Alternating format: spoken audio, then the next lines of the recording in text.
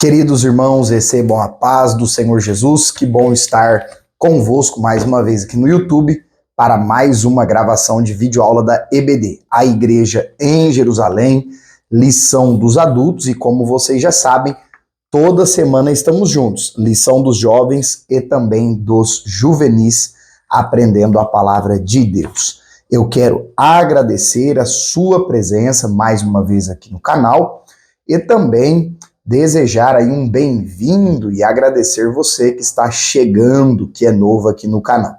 Fique à vontade para se inscrever, maratonar os vídeos, porque juntos nós estamos aprendendo a palavra de Deus, além das videoaulas da EBD também, curso teológico e o quadro A Bíblia Não Diz. Pois bem, queridos, nós estamos aí na nossa lição de número 10, a expansão da igreja. Já as primeiras 9 lições foram extraordinárias. Se você não teve a oportunidade de assistir, de ouvir, de participar, o link estará aqui na descrição. Você poderá assistir todas essas aulas, porém, o foco da nossa lição de hoje, a lição 10, está no texto bíblico de Atos dos Apóstolos, capítulo 8, versículos 1 a 8 e versículos 12 a 15. A fim de contextualizar, esse texto bíblico, este texto sagrado, ele trata a respeito da dispersão da igreja, como nós aprendemos na aula anterior. Pela perseguição religiosa dos judeus, Estevão morreu. Ele entregou a sua vida como primeiro mártir. Doravante, a igreja vai começar a espalhar-se, cumprindo aquele mandato de Jesus, de Mateus 28, 19, de Marcos, capítulo 16, versículos 15 e 16, Atos 1 e 8, onde Jesus havia estabelecido que a igreja deveria levar o evangelho até os confins da terra. E eu quero trazer um ponto interessante para você. Papel e caneta na mão, lição na mão, faça suas anotações, pega a dica do professor.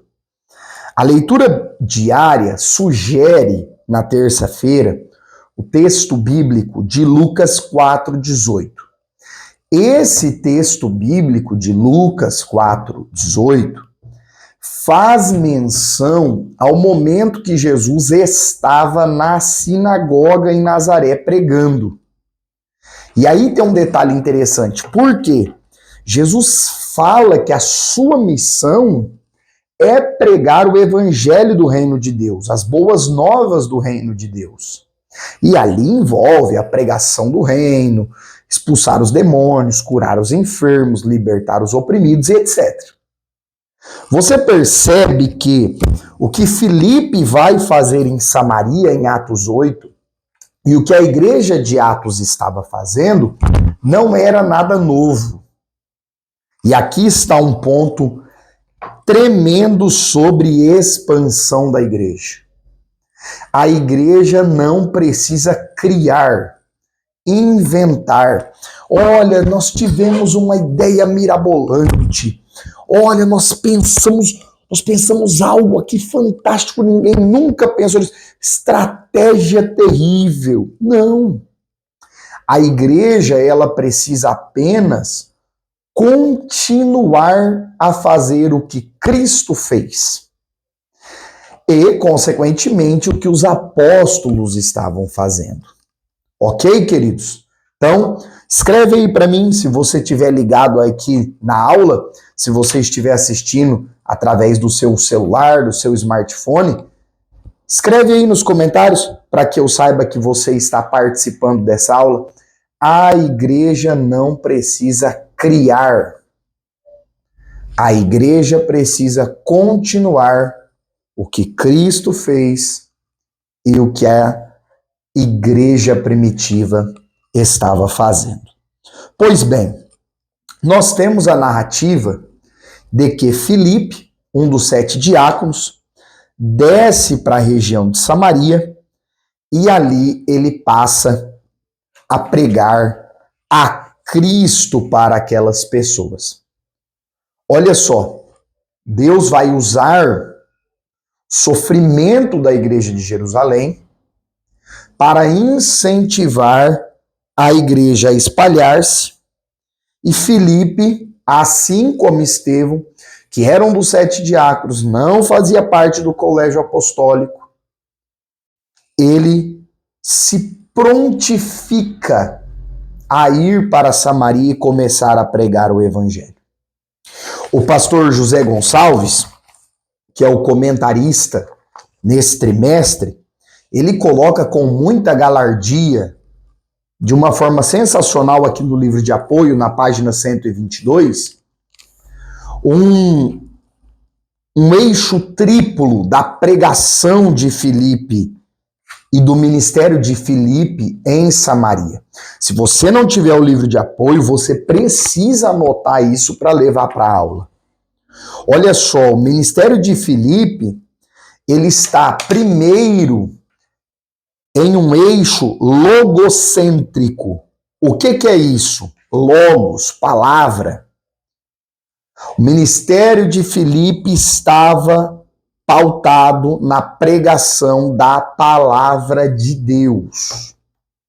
Ah, irmão, mas se eu ficar contando historinha, se eu pegar uns gibis, se eu inventar umas historinhas motivacionais, vai atrair gente, vai encher a igreja, etc.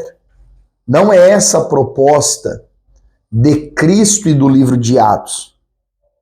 Está escrito que Filipe, Atos 8:4, ia por toda parte anunciando a palavra de Deus, pregando a Bíblia, as escrituras sagradas. Atos 8:12, Filipe pregava acerca do reino de Deus. E onde é que nós temos a descrição do reino de Deus? Na Bíblia Sagrada, na palavra de Deus. Nós estamos vivendo um tempo desafiador, onde alguém diz assim, mas pregar a palavra não dá fama, não dá ibope, não enche. Eu convido você a uma reflexão. Uma igreja cheia de pessoas, mas vazia de palavra, é uma igreja cheia de pessoas vazias. Sim ou não? Agora, uma igreja que está cheia de pessoas, onde esta igreja está cheia da palavra, essas pessoas estarão cheias da palavra de Deus. Ah, irmão Micael, mas dá trabalho para uma igreja crescer dessa forma saudável, com a pregação da palavra, mas é a única forma de verdadeiro crescimento. Longe disso ou fora disso, não passa de inchaço. Guarde isso. O terceiro eixo da pregação do ministério de Filipe é um ministério cristocêntrico, ou seja, Jesus era o centro. Filipe é o pregador, mas Jesus é o assunto. Jesus é o foco. Jesus é o centro. A cruz de Cristo é o centro. Eu acho tremendo esse versículo 5 de Atos 8, que diz que Filipe lhes pregava a Cristo. Filipe não foi para Samaria dizendo, eu estou aqui para falar do que está acontecendo em Jerusalém, eu estou aqui para dizer que eu era um dos diáconos, eu estou aqui para dizer que eu fiz isso, eu viajei de tal lugar. Não, nada disso. Bobagem. Bobagem. A igreja, o pregador, aquele que anuncia o reino, que quer ganhar almas, nós não precisamos e não devemos falar de nós. Nosso nome não tem poder. Nós não podemos transformar a vida de ninguém. Quem perdoa pecado, liberta, salva, renova, batiza, cura, se chama Jesus Cristo. Apenas Ele. O terceiro eixo do ministério de Filipe é o ministério pneumodinâmico. E aí você sabe, pneuma vem, a expressão grega de espírito. Então é um ministério dinamizado, um ministério dirigido, orientado, capacitado no poder do Espírito Santo. É por isso que o texto bíblico da leitura bíblica em classe diz aí no versículo 6 e 7. Os sinais que ele fazia, os espíritos imundos saíam das pessoas, muitos paralíticos e coxos eram curados. E como nós precisamos pedir a Deus, eu tenho dito ao longo desse trimestre, há um convite de Deus para nós clamarmos aos céus, para que a nossa pregação do Evangelho seja confirmada com sinais, prodígios, maravilhas da parte de Deus. O apóstolo Paulo fala sobre isso em 1 Coríntios 2, quando ele diz que não veio com palavras de sabedoria, como os gregos queriam, ele não veio com aquela retórica apenas, mas sim com a pregação do Evangelho que era confirmada pelo poder de Deus. Então os carismas, os dons, o poder do Espírito Santo aparece aqui no ministério de Filipe. Então vamos recordar, para você não esquecer e anotar aí, um ministério logocêntrico, firmado na palavra, um ministério cristocêntrico, o foco central é Cristo, e um ministério pneumodinâmico, capacitado no poder do Espírito Santo.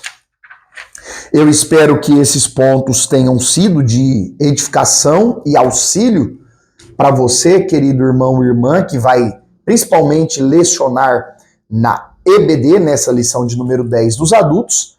Se você chegou até aqui, não se esqueça, lembra de curtir esse vídeo, se inscrever no canal. Dúvidas, perguntas, sugestões, deixa aí nos comentários, vamos conversar um pouco, uma alegria compartilhar e conhecer vocês. Que Deus abençoe e até a próxima aula.